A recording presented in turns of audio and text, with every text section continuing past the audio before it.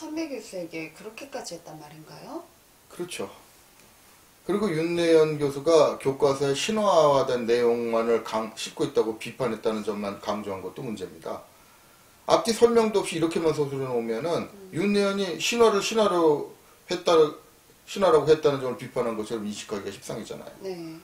하지만 이 역시 윤내현 교수 해당 논문을 찾아보면 논조가 전혀 다릅니다. 윤내현 교수는 교과서에 소개되어 있는 단군 신화의 내용만으로는 부족하다. 네. 이런 점을 강조했을 뿐입니다. 네. 그러니까 건국설화 같은 역사서라는 대개 역사적 사실에 근거해서 만들어지게 마련인데 네. 전승 과정에서 잘못 전달되거나 내용이 바뀌는 경우는 있다는 거예요. 그렇지만 완전히 거짓인 경우는 드물기 때문이라는 거죠. 네. 그러니까 곰이 여자로 변하여 환웅과 결혼했다는 등의 얘기가 비과학적으로 믿을 수가 없다면은 네. 알에서 태어났다고 하는 부의 동명사로부터 시작해서 네. 고구려 주몽, 신라 혁고세, 가요소리 등의 이야기도 모두 믿을 수 없는 얘기로 치부해야 된다는 거거든요. 네. 그런데 주류학계도 부여 고구려 신라 가야 시대의 존재는 부인하지도 않으면서 네. 유독 단군 신화만 문제 삼는 게 이중잣대라는 취지라고요. 네. 그러니 단순히 사료에서 나타난 내용을 넘어서 인류학이나 고고학 같은 인접학문의 도움을 빌어가지고 당시 상황을 최대한 복원해 보려고 애써야 한다는 주장이고 네. 그러려면 다른 분야에서 밝혀진 내용들도 소개해야 되지 않느냐 라는 정도의 주장인 겁니다. 네. 그러니까 이런 정도 주장이라면 오히려 당연하게 받아들여야 될 수준이거든요. 근데 바로 이런 내용을 가지고 송원종 교수는 제멋대로 편집을 해놓고 네. 윤내현이 유사역자학자를 대변하고 있다는 식으로 사실 이거 학계에서는 욕이에요. 네. 욕이나 다름없는 내용을 논문에 써놓은 거죠. 네. 이거 완전히 악의적이죠. 진정한 전문가라면 네. 동료 연구자는 말할 것도 없고 하다못해 진짜 유사역자학자라고 해도 네. 그 주장을 정확하게 옮겨놓고 비판해야 될 거 아닙니까? 이런 점을 보면 이 분들은 비전문가보다 나을 것이 없다는 정도가 아니라 사실 인성까지 의심스러운 거죠. 사실 인간이라기보다 공포물 캐릭터들이 가지는 심리라고 해야 할 거 아닌가 싶고요. 네. 제가 이 방송에 처음 귀신 보인다고 했죠. 뭔지 몰라도 무서워지려고 하는데요. 이왕 무서운 얘기 나왔으니까 섬뜩한 얘기 또 해보죠. 선배 교수에게도 이런 없는 말 만들어내서 모략하시는 분들이 아래 세대에게는 어떻게 할까요? 아까 후배 하나가 우시라 선생님께 접속전 관계 자료 받아서 논문 쓴 적이 있다는 얘기했죠. 네네. 그 내용이라는 게 앞에서 잠깐 말했듯이 홍산하고 고구려 접속전의 형태가 거의 같고 네. 중간에 요동남부와 호나 태지아 지역 등에서도 변형된 형태가 나오니까 네.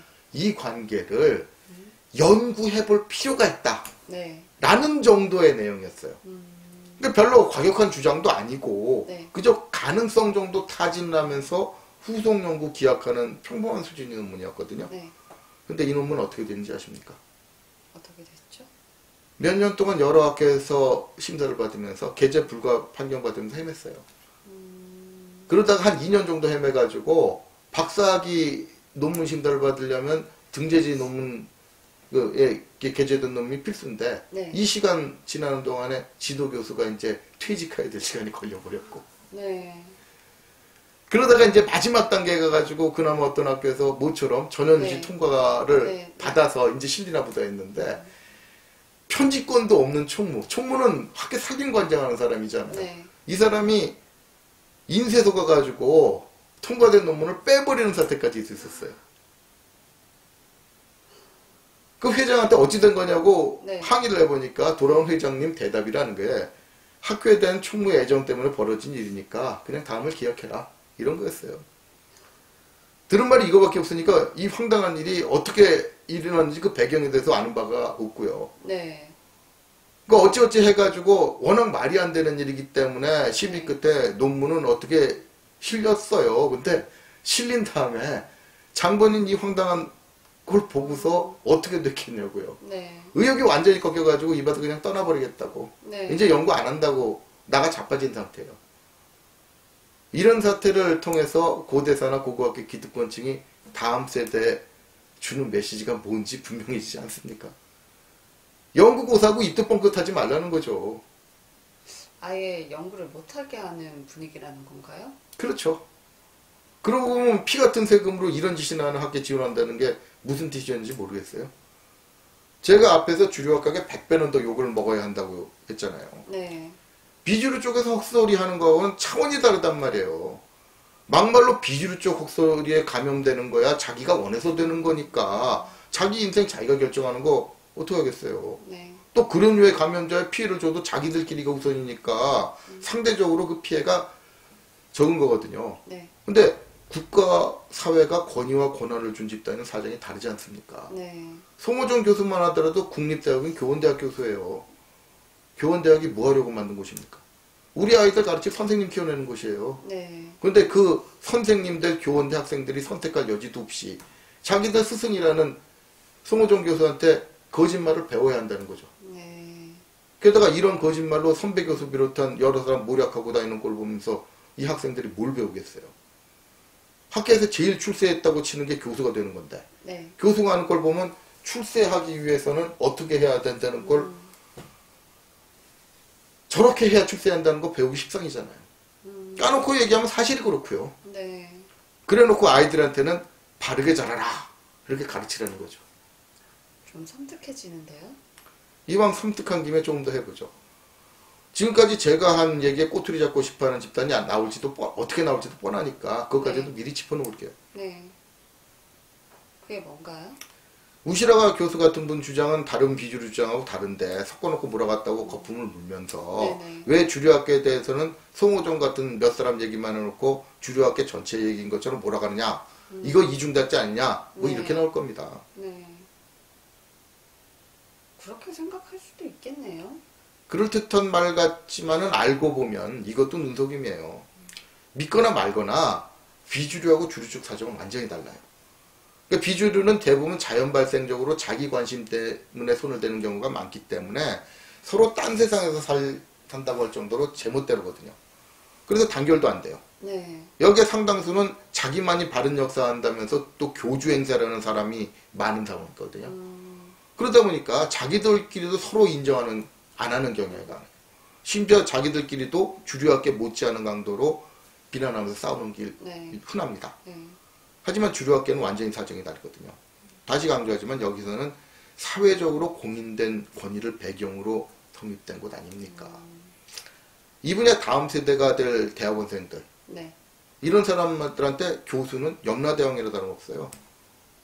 여기서 면허증이라고 할 수 있는 학위를 주느냐 마느냐 이건 네. 물론이고 네. 졸업한 다음에도 네. 어느 정도 활동에 지원을 해주느냐가 졸업생들, 네. 학생들한테는 생명줄을 쥐고 흔드는 거나 마찬가지니까.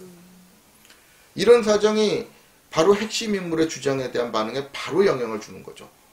지역적인 문제라면 몰라도 유어문명처럼 고대사 분야 전체에 영향을 줄 것 같은 문제에 대해서는 정당 저리 가라 할 정도로 단결력을 보이거든요. 앞으로도 그런 사례 많이 보시게 될 겁니다. 어쨌든 이게 제 개인의 짐작이 아니라 이게 확실한 근거다 하는 거 확인이 어렵지도 않아요. 우선 방송에 송호정 교수가 국내 고도선 연구 1인자라는 식으로 자막이 나갔잖아요. 네. 근데 별 문제가 안 되잖아요. 만약에 고대사학계에서 송호정 교수가 이 문제로 대표 역할을 하는데 이 반발이 많으면 네. 이런 현상이 일어날 수가 없죠. 네. 그러니까 별다른 반발이 없다는 얘기예요. 주류학계에 송호정 교수하고 생각을 달리하는 사람이 많으면은 네. 그 친구가 왜 1인자냐고 난리가 나야 되거든요. 네. 그런데 그런 걸 본 적 없어요. 사석에서는 몰라도 공적으로 고대사나 고고학계에서 송호정 교수하고 다른 의견 낸 사람 본 기억도 없고요. 네. 심지어는 원로라는 양반도 그 사람을 송호정 교수를 가르친 스승급인 원로라는 사람도 저같이 사정 뻔히 하는 사람한테 오히려 송호정 교수가 늘어놓은 거짓말을 거품 물면서 강요를 하더라고요. 그럴 정도인가요? 그 이상이죠. 그러니까 벌써 10년쯤 그렇게 파렴치한 거짓말을 하고 다녀도 아무 탈 없이 떵떵거리고 살 수 있죠. 그것밖에 안 되는 사람을 교수 만들어주고 자리 유지할 수 있게 비호해주는 힘이 만만치 않다는 얘기입니다. 그러니까 학계도 공범자 내지 최소한 방조는 하고 있다고 봐야 되죠. 당연히 송호정 교수 이퀄 주류학계라고 봐도 별 문제가 없다는 얘기입니다. 그래서 송호정 교수 같은 사람의 생각이 곧 주류학계 의견이라고 보시는 거군요. 그렇죠. 주류학계가 이런 식으로 돌아가면서 조금씩이라도 사실이 알려지게 되니까 네. 신뢰를 잃어가지 않을 수 없겠죠. 그동안 별 반응을 보이지 않던 주류학계가 최근 들어서서야 신경질적으로 반응을 보이는 이유, 네. 이제 대응을 하기 시작했다고 봐도 되는데 네. 그 이유도 알고 보면 별거 아닐 겁니다. 그동안은 사실 사회적으로 학계의 권위가 통하니까 주류학계에서 그렇다 그러면은 그런 줄 알게 만드는 수법이 통해왔거든요. 하지만 분위기 아는 사람들은 요즘 세상 많이 변했다는 걸 느낍니다. 요즘엔 오히려 주류학계가 말하는 내용을 고지 듣질 않아요. 왜 그렇게 됐겠습니까? 송호정 교수처럼 파렴치한 거짓말을 하고 다녀도 뒤탈이 없이 지내는, 아니 그 정도가 아니죠. 뒤탈이 없는 게 아니라 더 떵떵거리면서 지내는 분들이 하도 많으니까 네. 이른바 학습 효과가 생긴 거죠. 그동안의 거짓말을 통해서 거룩하신 분들이라고 여겨왔던 학자분들 실체가 드러나게 된 거고, 이게 알려지니까 이제는 오히려 주류학계 쪽 주장이라면 콩으로 매주를 쓴데도 못 믿는 분위기가 된 거 아니겠습니까? 그러고 보면 송호정 교수가 자기 입으로 욕하는 군사정권이 하던 짓 때문에 당했던 꼴을 자기가 몸담고 있는 학계에 그대로 당하게 해주는 데 큰 역할을 하고 있는 거예요. 옛날에 이 비슷한 사례 보여준 게 간첩 이철진이라는 영화가 있었거든요. 네. 그래서 무슨 얘기냐면 진짜 난파 간첩이 왔는데 네. 여기 고정 간첩이 그 난파 간첩 데리고 명동거리를 다니는 거예요. 그러면서 이 처음 오려면 초짜 네. 난파 간첩이 네. 네. 들킬 거 걱정된다고 다니니까 이 고정 간첩이 씩 웃으면서 네. 주변 다니는 사람들 큰 소리로 얘기해요. 얘 지금 북쪽에서 내려온 간첩이래요. 아무도 고지 안 듣고 그냥 픽픽 웃으면서 다녀요. 네. 근데 이게 단순한 영화가 아니라 네. 실화가 바탕이 된 거라는 거 아는 사람 별로 없더라고요. 이게 언제 그랬냐면은 네. 저희도 겪었으니까 생생하게 기억을 하거든요. 네. 그 86년인가 민주화 투쟁동에서 87년부터 이게 분위기 바뀌어가지고 네. 그때 대선 이후로는 어느 정도 네. 군사 정권이 통제하지 못하는 분위기가 됐잖아요. 네. 네.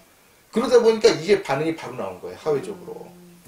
진짜 북한에서 난파된 간첩이 잡혔는데 네. 그때 안전기업부였죠. 거기서 그 간첩을 신문해 보니까 여기 내려와서 만났던 사람들 줄줄이 털어놓는 거예요. 네. 그래서 그 사람들한테 나 간첩이라는 것도 밝혔다는 거예요. 네. 그래서 안전기획부에서 그 사람들 쫓아다니면서 원칙적으로 그 국가보안법 위반이니까 네. 불고지죄라고 하죠. 간첩을 만나면서 그 공기관에 신청 안 하면 국가보안법상으로는 원래 범죄라는 거예요. 네. 그 쫓아다니면서 당당하게 물어봤다는 겁니다. 간첩하고 접촉했으면서 왜 신고하지 않았느냐. 그랬더니 오히려 불려온 사람들 아래로 훑어보더라는 거예요. 네. 야 이것들아 시대가 좀 바뀌었는데 옛날에 쓴 수법 그대로 쓰냐 이거. 그거 니네 직원이지. 니네들이 간첩 조작하려고 니네 직원 간첩이라고 사람들 접촉해서 조작한 게 한두 번이냐. 지 입으로 간첩이라고 하는 놈 봤냐. 이런 식으로 나온 거예요. 그걸 안전기획부장이 한탄을 한다고 여러 사람한테 매스컴에서도 제가 아는 한은 네. 뭐 매스컴에서 어떤지 모르겠는데 저희 어른이 그런 사람한테 들었던 얘기들 네. 풀어놓으면서 이건 뭐 안보의식에 문제가 있다고 그러는데 안보의식의 문제입니까? 이게 자업자득이잖아요. 네. 그동안 하도 간첩을 조작해내니까 진짜 간첩이 나도 안 믿는 거예요. 네. 이런 게 사태가 심각해진 다음에 대응하는 방법까지 비슷해요. 잃어버린 신뢰를 근본적으로 회복할 생각은 없는 거고 만회할 방법이라는 게 그저 자기 패거리 동원해서 지금까지 해왔던 거짓말을 되풀이하면 먹힐 거다. 이런 식이더라고요. 네. 그래서 뭐 댓글 부대도 운영하고 뭐 간첩 조작도 계속 해내고 이런 식이잖아요. 하긴 거짓말도 자꾸 되풀이하면 믿는다는 이론도 있죠. 히틀러의 선전상이었던 괴벌스 이론이라고 하던데 네. 어쨌든 욕하면서 닮아간다고 거짓말하는 수법에서 그거 드러나면 대응하는 수법까지 닮을 게 없어가지고 자기가 욕하는 군사정권 닮는지 그것도 연구가 돼야겠더라고요. 그러니까 이런 사람들이 강남 좌파니 좌익 팔아먹는 우익이니 하는 말 듣게 되는 거 아니겠습니까? 네. 그런데 여기서 또 다른 반전이 있네요. 또 반전이 있나요? 사실 이것도 공포스러운 겁니다. 학계와 주류하고 일부 제와 같은 비주류가 서로 맹비난하는 것 같은데 네. 알고 보면 그게 그렇지 않은 측면도 있습니다. 어떤 측면인가요? 가만히 보면 서로 없어서는 안 될 존재라는 사실이거든요. 전문적으로 적대적 의존관계라고 하죠. 서로 원수 사이 같지만 네. 한쪽이 없으면 상대도 존재하지 못할 관계라는 점. 네. 요런 정도로 해석하면 별 문제가 없는 용어일 겁니다. 송호정 교수부터 알고 보면 자기가 그렇게 비난한 유사 역사학자들에게는 없어서는 안 될 존재거든요. 네. 이 얘기가 나오니까 옛날 유머집에서 보던 에피소드가 생각이 나거든요. 무하마드 알리가 네. 자기 친구 데리고 프로레슬링 관전을 간 적이 있어요. 네. 근데 프로레슬러 중에서는 굉장히 악역을 담당하는 네, 네. 레슬러가 있잖아요. 네. 엄청나게 욕 많이 먹어요. 관중들이 그 레슬러가 등장하니까 욕을 하고 야유에 뭐 별소리 다 하더라는 겁니다. 그 친구가 그 꼴을 보면서 저 친구 저렇게 욕을 많이 먹으면서 어떻게 선수생활 할 수 있겠냐고 걱정을 했다는 거예요. 그랬더니 알리가 피 부으면서 한단 말이 네. 저 친구를 미워하기 위해서 비싼 돈 내고 여기까지 온 사람이 얼마나 많은가 좀 보라고.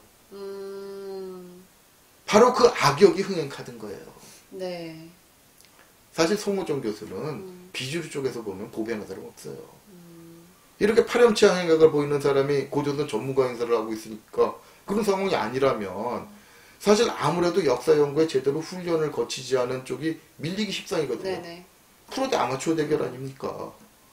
그런데 밀리는 게 정상인 비주류 쪽에서 전가의 보도, 그러니까 대대로 내려온 보검점을 휘두를 수 있는 무기를 제공해 주는 게 바로 송호정 교수 같은 분이거든요. 네.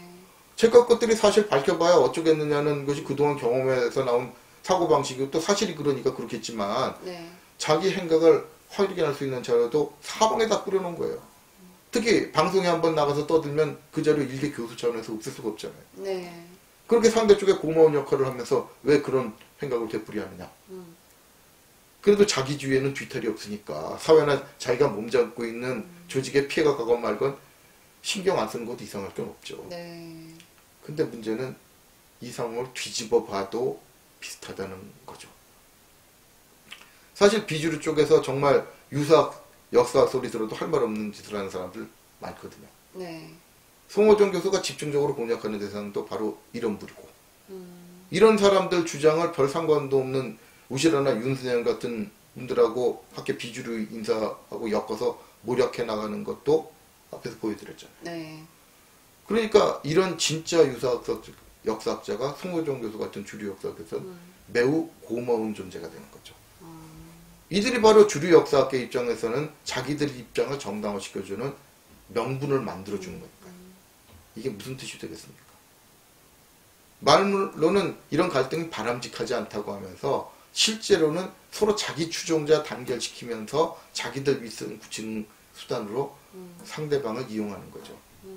그러니까 상대방이 어떤 주장을 하는지 정확하게 파악하고 비판하는 게 아니라 네. 악질 정치인들이 그렇듯이 상대 주장을 제 편제대로 편집해놓고 비난만 퍼붓는 형태가 되는 거고요.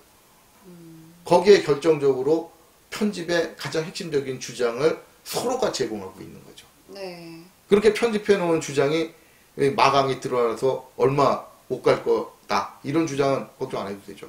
어차피 자기 편 감염자들에게 주입시킬 명분만 되면 그만이니까. 그러면 제대로 된 결론을 기대하는 분들은 뭐가 되나요? 정치인들이 나라를 위한 정책을 만들어줄 거라고 손 놓고 기다리는 거는 뭐가 다르겠습니까? 문제가 전혀 없는 이상적인 제도라고 민주주의 타령을 하겠습니까? 그나마 민주주의 체제여야 죄욕심 차리기만 바쁜 이 십상인 정치인들로 하여금 국가 사회를 위해서 일을 하도록 압력을라도 넣기가 쉬우니까 그런 거 아니겠습니까? 네. 그러니까 세계적으로 민주주의 타령하는 거죠. 그런데 학계에서는 왜 손 놓고 있어도 알아서 잘해줄 거라는 환상을 가지고 있는지 모르겠네요. 하긴 아직도 학계에서 학자라는 분들이 사심없이 연구에만 몰두하는 분이라는 환상을 가진 경우가 많으니까 그렇겠지만 제대로 된 토론을 통해서 이런 갈등을 극복할 방법은 없는 건가요? 저도 시도는 좀 해봤어요. 네. 사실 동북아연구재단 같은 때 찾아내면 기획서 같은 거 내본 적도 있거든요. 네. 진짜 토론. 그러니까 요즘 매스컴에서 하는 것처럼 흉내만 내는 토론이 아니라 진짜 서로 밑밥까지 다 드러나게 해가지고 한쪽 죽이는 네. 끝장 토론. 그거 네. 사회자가 의지만 있으면 할 수 있어요. 네. 네. 그런 거 제시를 해봤는데 네. 다 거부되더라고요. 기관에서 곱게 받아들여도 마지막 단계 결제해서 다 그어버려요. 네. 이게 뭘 말하겠습니까? 오히려 적대적 의존 관계가 그렇게 순진한 기대를 우습게 만드는 원인이 될 겁니다. 서로 사실 해결되길 바라진 않아요. 이 상태가 지속되면서 자기 추종자들을 빨아먹는, 네. 어떻게 보면 자기 추종자들을 빨아먹는 게 이 사람들 진짜 목적이거든요. 네. 학계는 대학원생하고 국가사회에서 나오는 지원비. 네. 그 유사역사학자들은 자기가 교주 행사하면서 모인 이 교인들. 이 사람들 빨아먹느라고 서로 이용하고 있는데 네. 진짜 시비가 가려지면 되겠어요? 오히려 이 사람들은 결론이 나길 바라질 않는 거예요. 네. 그러니까 오히려 건전하게 연구해가지고 밝혀보자는 사람들은 짓밟고 네. 서로 욕하는 척하면서 이용하는 상황이 계속될 수밖에 없죠. 네. 그러니까 제가 우선 제대로 된 토론을 통해서 이 문제가 해결될 가능성은 거의 없다고 봐요. 그럼 이쯤에서 정리해 주시죠. 유아문명의 발견은 동아시아 상고사, 특히 고조선 관련 역사에 새로운 가능성을 열어주었습니다. 그런데 이건 곧 현실 문제로 발전합니다. 황하문명을 바탕으로 형성된 중화민족이라는 개념으로 중화인민공화국을 통합시켜오던 중국 정권의 입장을 곤란하게 만들어버렸기 때문이죠. 이 문제는 어떤 형태로든 우리에게 나쁜 영향을 줄 수 있습니다. 따라서 당장 이 문제를 부각시켜서 외교 문제를 일으키는 차원까지 번지는 것은 자제하더라도 연구는 해둬야 할 겁니다. 그런데 이 문제를 대하는 우리 사회 기득권층의 태도는 우려스럽습니다. 성급한 결론으로 쓸데없이 외교사회 문제를 일으키는 것도 문제겠습니다만 아예 연구 자체를 막으려는 주류학교의 태도는 더 큰 문제가 될 겁니다.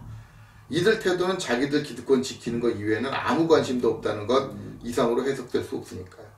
이런 태도가 대한민국 사람은 말할 것도 없고 동아시아 평범한 사람들에게 득될 것은 없죠. 그저 자기들 이익을 위해 사실을 왜곡시키는 사태를 부추길 뿐이니까요. 유아문명이라는 새로운 문명의 등장도 현실적 악용이라는 굴레를 피할 수 없나 보네요.